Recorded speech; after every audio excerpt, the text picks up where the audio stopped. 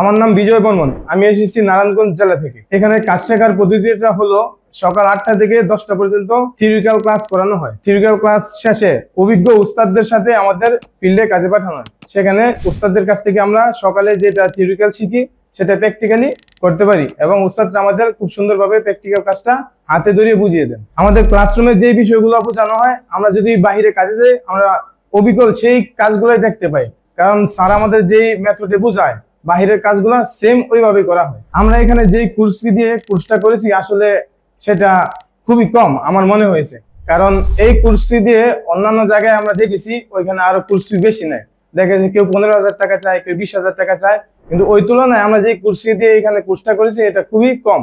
তাছাড়া কোর্স অনুযায়ী আমাদের অনেক বেশি শেখানো হয়েছে, যেটা আমরা আগে ভিডিও দেখে বা ইয়া করে আন্দাজ করতে পারিনি, কিন্তু এখন আমরা বুঝতে পারছি আমরা যা শিখেছি অনেক ভালো শিখেছি। এখানে কেউ যদি বিশ্বাস করে কিছু শিখতে আসে, আশা করি সে ভালো কিছু শিখতে পারবে।